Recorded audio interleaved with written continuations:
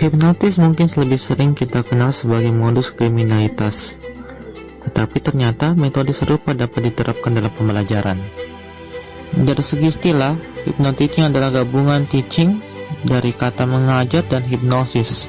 Hipnosis diartikan sebagai suatu kondisi pikiran di mana fungsi analitis logis pikiran direduksi, sehingga memungkinkan individu memasuki kondisi bawah sadarnya. Hypnoteaching didasarkan pada teori psikologi Sigmund Freud tentang tingkatan kesadaran manusia.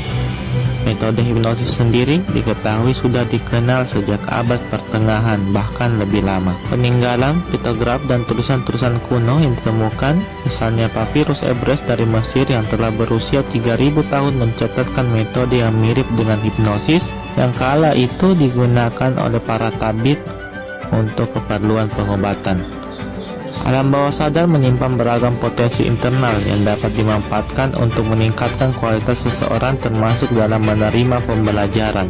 Pada kondisi memasuki bawah sadar atau hypnotic trance, individu akan lebih terbuka terhadap sugesti, sehingga dapat dinetralkan dari berbagai hal di luar fokus tujuan.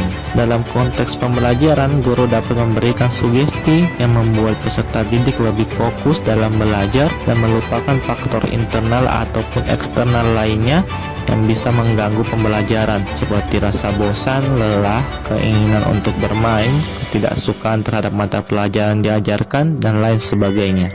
Perlu diketahui, meskipun berada pada kondisi hypnotic trance bukan berarti individu kehilangan kesadaran. Mereka masih sadar terhadap lingkungannya. Hakikatnya, manusia mempunyai dua jenis dimensi pikiran yang paralel dan saling berhubungan, yaitu pikiran sadar dan pikiran bawah sadar. Perilaku manusia lebih banyak disebabkan oleh alam bawah sadarnya.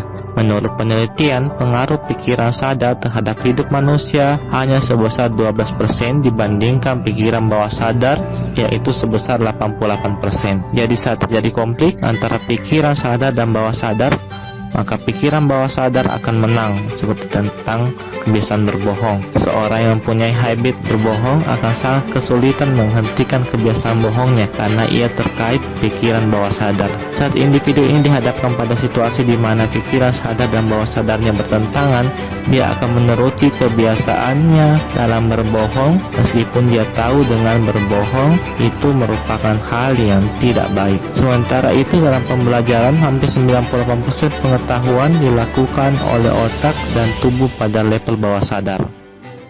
Inti dari metode pembelajaran hypnoteaching adalah bagaimana mengakses alam bawah sadar siswa saat belajar. Pada level pikiran bawah sadar, otak akan teraktivasi pada gelombang theta pada frekuensi 4-8 Hz. Ini adalah kondisi paling optimal untuk belajar. Teori mengatakan bahwa setidaknya ada 4 pengkategorian gelombang otak. Pertama adalah gelombang beta yang bergerak pada skala 12-40 Hz. Kondisi di mana seseorang individu sedang aktif-aktifnya memberi atensi, kewaspadaan, kesigapan, atau berada dalam kondisi cemas atau ketidaknyamanan. Gelombang berikutnya adalah gelombang alfa 8-12 Hz, merupakan fase meditasi dasar yang menjembatani antara alam pikiran sadar dan bawah sadar. Kemudian adalah theta pada frekuensi 4-8 Hz yang merupakan zona bawah sadar. Pada fase ini dikatakan terjadi pelepasan karet thalamus yang berfungsi sangat vital untuk belajar. Fase keempat adalah delta 0,1-4 Hz. Fase ini adalah bagian terdalam dari aktivasi otak. Pada kondisi ini seseorang biasanya akan mengalami tidur tanpa mimpi. Nah, bagi bapak ibu guru yang sering mendapati peserta didik tidur saat pembelajaran, mungkin stimulasi hipnotis yang Anda lakukan terlalu jauh ke fase delta. Pertanyaan sekarang adalah bagaimana cara guru membuat peserta didik masuk ke gelombang otak theta? Apakah harus memakai leonting terus menggoyang-goyangkannya di depan kelas? Ternyata tidak se-ekstrim itu. Dan dapat dilakukan dengan beberapa skema tindakan yang ditekankan pada penggunaan sugesti positif melalui suara. Dikatakan bahwa suara manusia akan selalu mempunyai kebermaknaan yang lebih besar dibandingkan dengan alat apapun yang dipakai dalam pendidikan. Jadi secanggih atau sebaik apapun suatu media atau alat bantu pembelajaran masih kalah baik bila dibandingkan dengan suara atau kata-kata yang diucapkan guru. Beberapa Di antara aksi yang dapat guru lakukan untuk menerapkan hypnotizing adalah: pertama, diselakan dengan packing dan leading. Tahap menyamakan gelombang otak dengan peserta didik. Hal ini dengan mencoba merasakan apa yang peserta didik rasakan, tidak menjadikan diri sebagai patokan cara mengajar yang terbaik. Menggunakan bahasa peserta didik yang sering mereka gunakan dalam kehidupan sosial mereka, mengaitkan pembelajaran dengan hal yang sedang tren di kalangan peserta didik, lebih ekspresif terhadap setiap kata yang digunakan dalam pembelajaran. Patching yang sukses akan mendatangkan situasi kelas yang kondusif. Peserta didik saat itu akan merasa senang dan nyaman dalam belajar. Setelah itu, guru memasuki tahapan leading yang artinya memimpin. Pada fase ini, guru dapat memberikan penjelasan disertai tugas dengan penuh tanggung jawab. Yang kedua yaitu penggunaan kata-kata positif. Pemilihan kata sangat krusial dalam pembelajaran hypnotizing.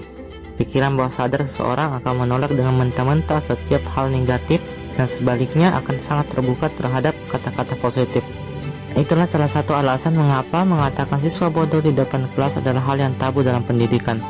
Kata-kata positif akan mendongkrak rasa percaya diri dan menjaga siswa pada kondisi psikis yang stabil. Kalimat positif dapat bermakna persuasif ataupun apokalyptik dalam bentuk ajakan kepada kebaikan. Seperti misalnya, perintah untuk diam biasanya bersifat negatif dengan kata jangan, misalnya hush, jangan ribut, digantikan dengan kata-kata yang lebih positif seperti harap tenang, mohon lebih tenang, dan kata-kata lainnya. Kata-kata umum dapat digantikan dengan kata-kata yang bisa menggugah rasa, yang sering disilakan dengan kata emosional seperti misalnya, penggunaan kata brilian, menggantikan kata pintar yang sudah biasa, kata bagus digantikan hebat, termotivasi digantikan dengan membangkitkan semangat, dan kata emosional lainnya. Yang ketiga adalah yelling. Menetapkan kata dan mengatakan secara bersamaan dapat berfungsi untuk mengembalikan konsentrasi peserta didik. Hal ini dapat dilakukan 1 atau 2 kali dalam jam pembelajaran ketika peserta didik nampak kehilangan konsentrasi. Sekian dan terima kasih, semoga bermanfaat.